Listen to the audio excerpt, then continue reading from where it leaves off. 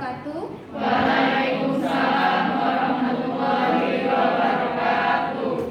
Kita bertemu lagi di pertemuan keempat dengan Ibu Fenty Asterina SMSI dengan mata kuliah Akuntansi Keuangan Menengah 2. Baiklah, sebelum memulai penjelasan materi, Ibu akan jelaskan dulu terkait deskripsi mata kuliah kita untuk Akuntansi Keuangan Menengah 2, di mana mata kuliah Akuntansi Keuangan Menengah 2 ini bertujuan untuk membahas pengakuan, pencatatan, penyajian dan pengungkapan dalam laporan keuangan atas pos liabilitas jangka pendek, liabilitas jangka panjang, ekuitas, dan investasi, sewa atau leasing, kemudian imbalan kerja. Nah, mata kuliah ini juga akan membahas perhitungan dan pengungkapan laba per lembar saham, penyusunan laporan arus kas.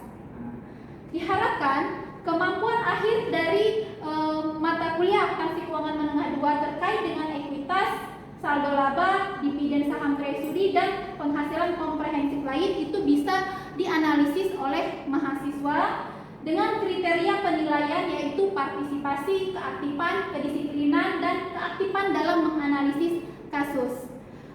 Baiklah, untuk memulai perkuliahan hari ini, marilah kita bersama-sama melafazkan basmalah. Bismillahirrahmanirrahim. Nah, yang sebelumnya kita sudah membahas terkait bab 13 yaitu tentang ekuitas modal desetor, dan pada kesempatan kali ini kita akan membahas di bab 14 ekuitas saldo laba, dividen, saham treasury, dan penghasilan komprehensif lain. Di mana saldo laba yaitu terkait dengan, kita lihat tujuan pembelajaran kita untuk bab 14 ini yaitu yang pertama menjelaskan komponen dari ekuitas. Jadi di ekuitas itu ada saldo laba, dividen, saham treasury, dan penghasilan komprehensif lainnya, itu yang akan kita bahas pada pertemuan kali ini. Yang kedua, menjelaskan prinsip penting terkait dengan pengakuan, pengukuran ekuitas, saldo laba, dividen, saham treasury, dan komprehensif lain. Dan yang terakhir yaitu menjelaskan prinsip penyajian dan pengungkapannya terkait saldo laba, dividen, saham treasury, dan penghasilan komprehensif lain. Selanjutnya, apakah untuk materi minggu lalu terkait ekuitas ekuitas modal store ada yang ingin ditanyakan? Silakan.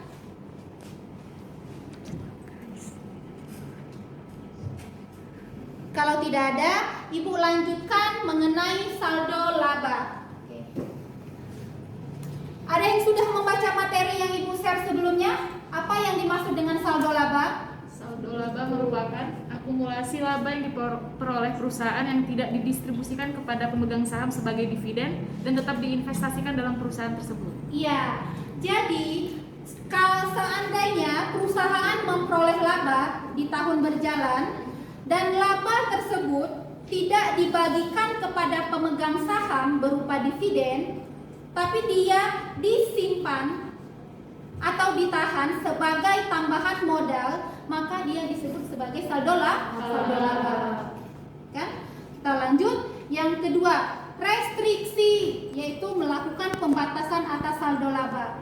Restriksinya ada 3. Yang pertama yaitu restriksi hukum, restriksi kontraktual, dan restriksi sukarela. Oke. Sekarang dividen. Jadi kita di pertemuan sebelumnya sudah Ibu singgung terkait jenis-jenis dividen. Yang kalian sering dengar tentang dividen apa? Dividen kas atau disebut juga dividen tunai. Sebenarnya jenis atau bentuk dividen itu yaitu ada 5. Yang pertama ada dividen kas atau dividen tunai. Yang kedua ada dividen saham. Ketiga ada dividen properti, dividen scrip, dan dividen likuidasi. Oke. Ada yang bisa menjelaskan apa itu dividen kas? Oke, silakan tunjuk tangan yang disebut dengan dividen kas.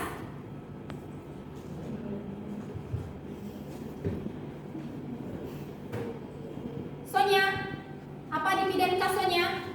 Mana Sonya? Oke. Apa itu dividen kas?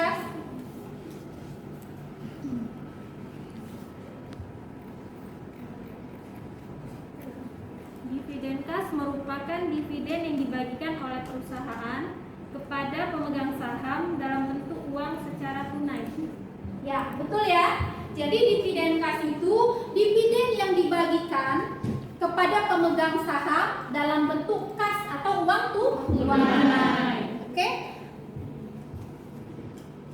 Selanjutnya, lihat contoh soal halaman nomor 4.1.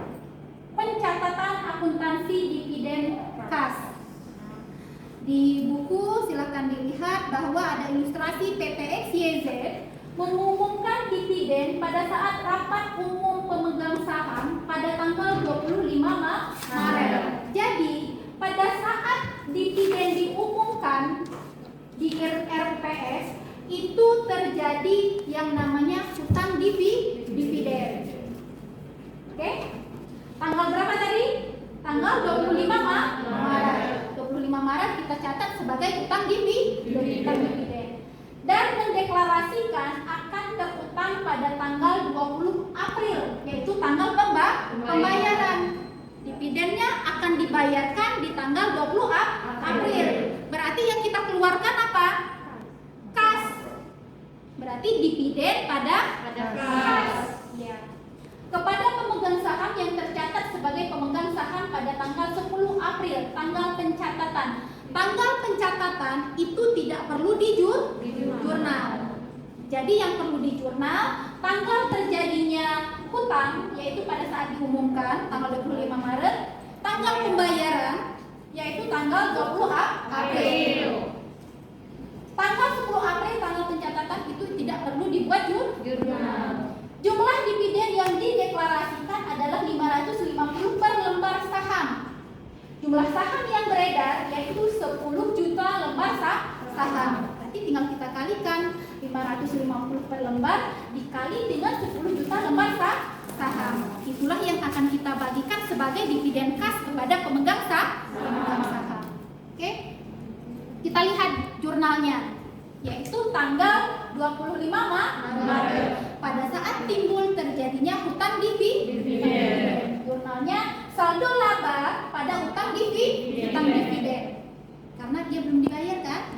Masih dideklarasikan atau diumumkan pada saat rapat umum pemegang saham. Tanggal 10 April itu tidak dilakukan pencatatan, tidak perlu di jurnal. Dia di jurnal di tanggal 20 April, yaitu pada saat pembayaran. Hutang dividen mau kita bayar. Yang kita bayar ini kas, berarti hutang dividen pada kas. Itu sebesar 5.500.000.000. Oke? Sampai di sini untuk dividen kas ada yang mau ditanyakan? Silakan. Sebelum Ibu lanjut? Tidak ada? Kita lanjut ke dividen saham. Siapa yang bisa menjelaskan apa itu dividen saham?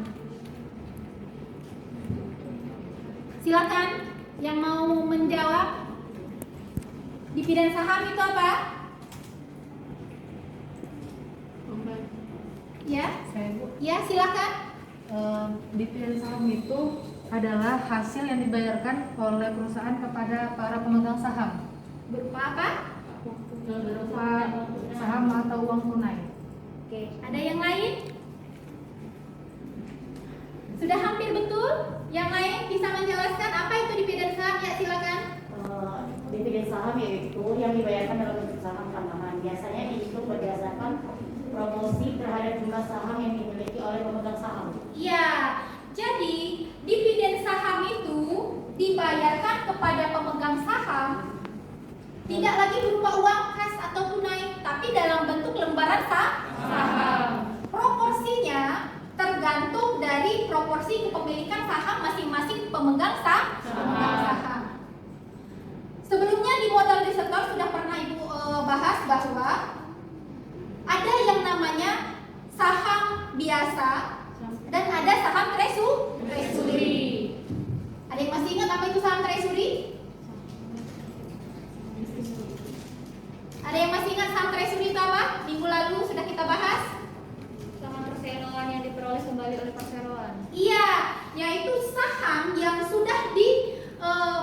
beli oleh pemegang saham itu ditarik atau dibeli kembali oleh perusahaan. Itu namanya saham treasury. Ada beberapa tujuan kan yang dimaksudkan perusahaan menarik kembali saham treasury. Salah satunya ini dibagikan kepada pemegang saham dalam bentuk dividen saham.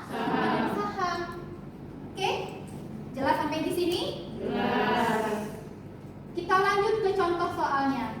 Perlakuan akuntansi dividen saham dalam jumlah kecil. Oke. Sebagai contoh, asumsikan posisi ekuitas pemilik PTJAK sebelumnya. Dividen saham diumumkan adalah sebagai berikut. Saham biasa nilai nominalnya Rp20 dengan jumlah 30.000 lembar saham yang beredar, yaitu totalnya 600.000. Tambahan modal disetor 300, saldo laba 600 sehingga total ekuitas pemilik 1.500.000. PT JAK mengumumkan pembagian dividen dalam bentuk saham sebesar 20%. Ingat kemarin ada dividen saham besar dan ada dividen saham kecil. Kalau persentasenya 20%, artinya dia di bawah 50% kan? Masih termasuk dividen saham kecil. Kalau dividen saham persentasenya di atas 50%, maka termasuk dividen saham besar. Dari saham yang beredar 30.000 dikali 20% yang akan dibagikan sebesar 6.000 lembar. Ini 6.000 lembar ini yang akan kita bagikan sebagai saham dividen saham.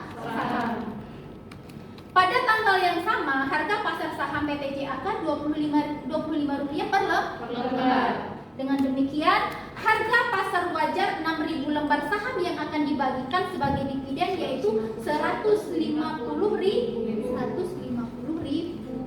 Dari mana 150.000? 25 rupiah per lembar dikali 6.000 lembar.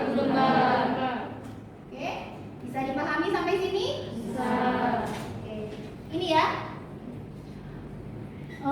Laba ditahan 150.000. Dividen saham biasa yang tersedia untuk dibagi 120.000. Tambahan modal disetor dari dividen saham 30.000. Oke? Kenapa Bu? Kok ada tambahan modal disetor dari dividen saham sebesar 30.000? Kenapa? Masih ingat? Untuk menghitung berapa jumlah nilai saham, yaitu dikali nilai nominal, dikali nilai dikali harga harga pasar, ya kan? Nilai nominalnya tadi berapa? Berapa? Nilai nominalnya tadi? Nilai nominal saham? 20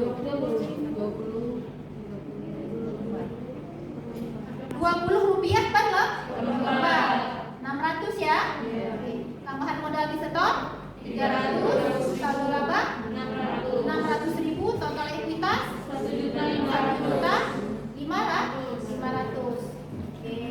Dan ini laba ditahan 150 tadi, yaitu dari jumlah 6.000 dikali 25. iya 6.000 dikali 25 per lembar. Kemudian 120-nya dividen saham biasa yang tersedia untuk dibagi. Dari mana?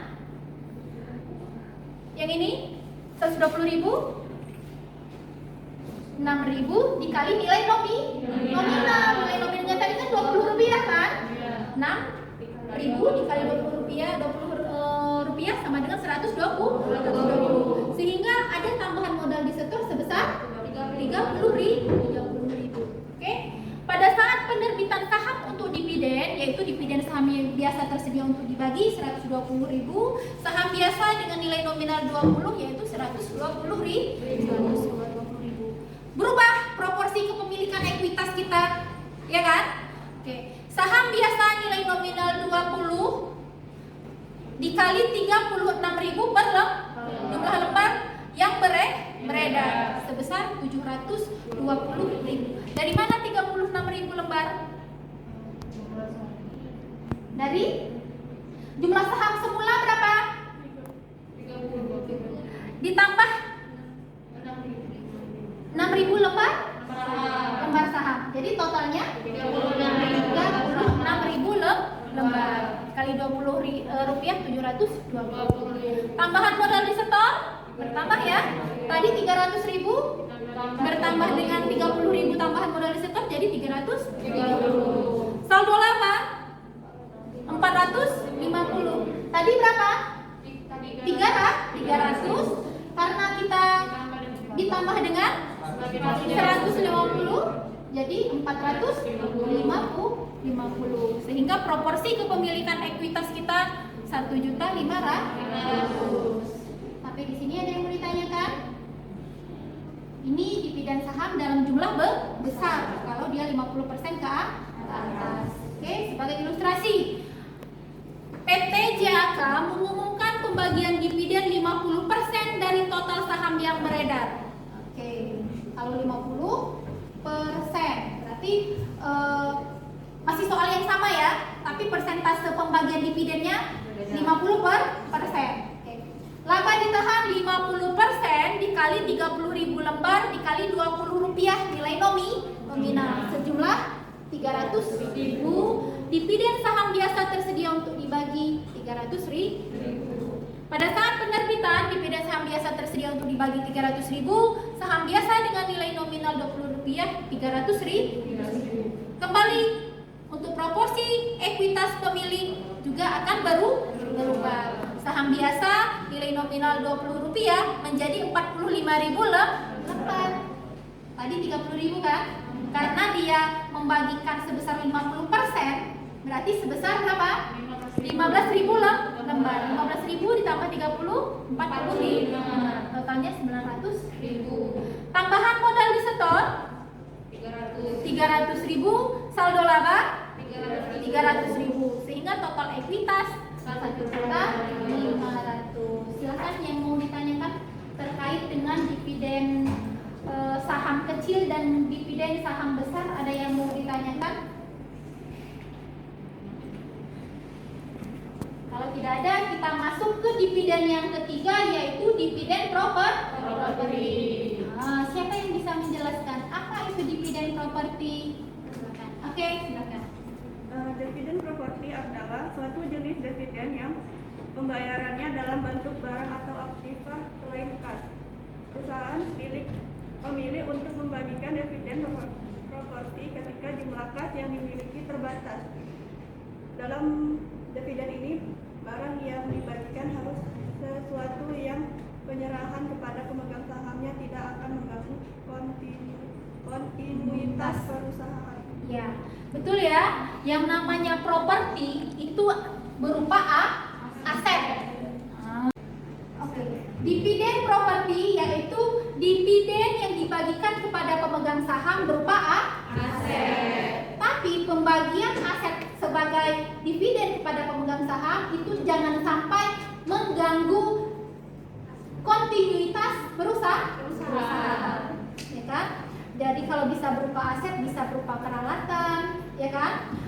Bisa berupa perlengkapan, ya? Bisa berupa apa?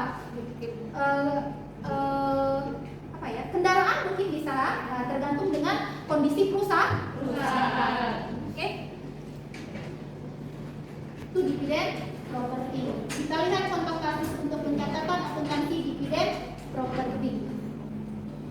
Tanggal PT XYZ tanggal 15 Maret 2014 mengumumkan akan membagikan dividen dalam bentuk surat berharga berupa surat berharga yang diterbitkan oleh PP PQR yang diklasifikasikan sebagai diperdagangkan tanggal pendistribusian dividen tersebut 10 April. Oh, ini kayaknya salah ya, salah contoh soal ya. Oke, yang keempat yaitu dividen scrip. Oke, apa itu dividen scrip? Ada yang bisa menjelaskan apa itu dividen scrip? Silakan. Ya, silakan. Dividen scrip merupakan dividen yang dibayarkan dalam bentuk surat janji utang. Ya, dividen scrip itu dividen yang dibayarkan dalam bentuk promes atau surat janji hutang. Menerbitkan surat promes. Oke? Karena mungkin kalau dia dividen kas, kasnya tidak memungkinkan untuk perusahaan membagikan sebagai dividen dividen kas, sehingga bisa perusahaan membagikan dividen scrip. Oke? Contoh untuk perlakuan akuntansi dividen scrip. Tanggal 1 Juni 2013, PT CDE mengumumkan pembagian dividen berupa dividen scrip berjangka waktu 3 bulan sebesar 100.000 per lembar untuk 3 juta lembar saham yang beredar. Tingkat bunganya 10% per tahun. Oke, kita lihat penyelesaiannya. Tanggal 1 Juni 2014 laba ditahan 300 juta, utang promes atau utang scrip dividen sebesar 300 juta. Dari mana 300 juta tadi? 100 per lembar dikali 3 juta. 100 rupiah per lembar dikali 3 juta lembar. Oke. Selanjutnya pada tanggal 1 September pembayaran. Kalau kita membayar berarti utang promes kepada pemegang saham 300 juta, biaya bunga 7.500.000. Karena bunganya tadi berapa persen? 10% per tahun. Oke? Yaitu sebesar 7.500.000.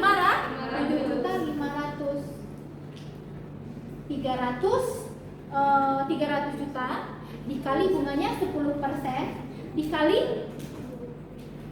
berapa bulan? Dari September sampai dengan Desember. September, 3 bulan. Oktober, November, Desember. 4 bulan. Jadi 4 per 12 sama dengan 7.500.000. Sehingga total kas yang harus dibayarkan 300 juta ditambah 7.500.000, yaitu 307.500. Terakhir, dividen likuidasi. Oke, siapa yang menjelaskan dividen likuidasi? Oke. Dividen likuidasi adalah sama dengan pengembalian modal dari perusahaan kepada pemilik saham. Ya, pengembalian modal kepada pemilik saham. Dividen ini tidak didasarkan pada laba dan menurunkan jumlah modal disetor kepada perusahaan. Itu yang disebut sebagai dividen likuidasi. Contoh, PTY mengeluarkan dividen kepada pemegang saham biasanya sebesar 100 miliar.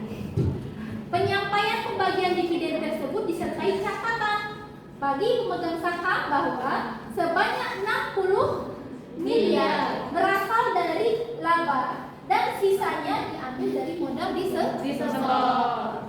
Ingat kan komposisi modal kita? Ada modal disetor dan ada laba ditahan atau saldo laba. Nah, yang dividen likuidasi ini komposisinya ada yang berasal dari saldo laba, ada juga yang berasal dari modal disetor. Oke? Berarti yang berasal dari modal disetor berapa miliar? 60 kan? Berarti 60 berasal dari laba. Sisanya berasal dari modal disetor dengan jumlah 40 miliar. Nah, seperti ini. Saldo laba 60, agio saham biasa 40 miliar, utang dividen 100 miliar.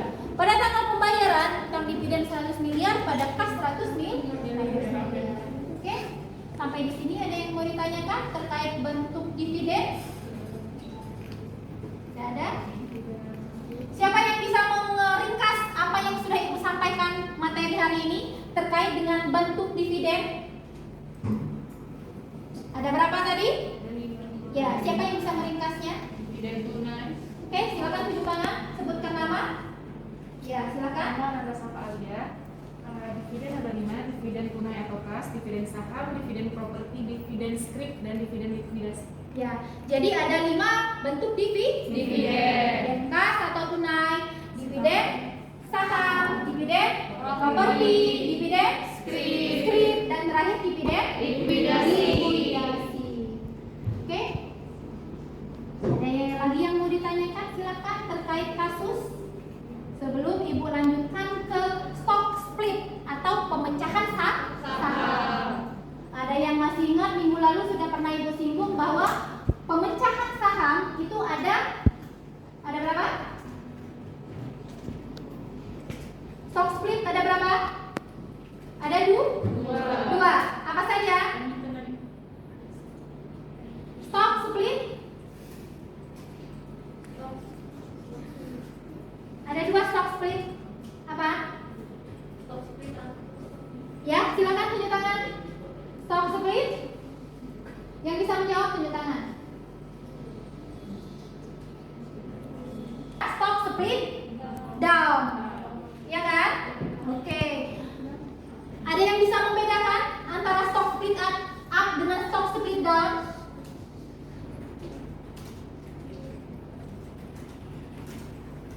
Apa itu stock split up? Apa itu? Ya, oke silakan.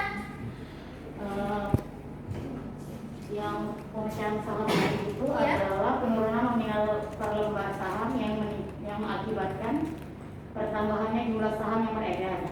Sedangkan yang pemecahan saham yang turun adalah peningkatan nilai nominal per lembar saham dan mengurangi jumlah saham yang beredar. Ya, itu penjelasan mengenai stock split atau pemecahan jumlah lembar saham. Misal, satu lembar saham dengan nominal 100 dipecah menjadi 2 lembar. Berarti masing-masing nominalnya berapa? 50. Jumlah lembarnya bertambah, tapi nominalnya turun atau berkurang. Itu namanya stock split atau pemecahan saham. Oke?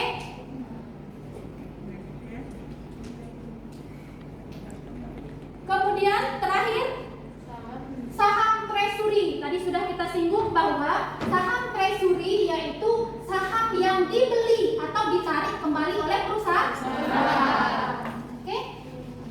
Sampai di sini ada yang mau ditanyakan terkait materi kita hari ini?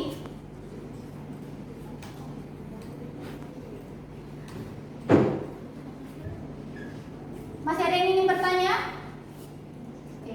Kalau tidak ada, Ibu buat kesimpulan untuk perkuliahan kita hari ini bahwa untuk ekuitas, modal di setor, laba ditahan, dividen dan saham treasury itu bentuk dividen tadi ada 5. Dividen tunai, properti, saham, strip dengan likuidasi. Sedangkan untuk stock split atau pemecahan saham ada 2, stock split up dan stock split down. Sedangkan yang terakhir saham treasury yaitu saham apa?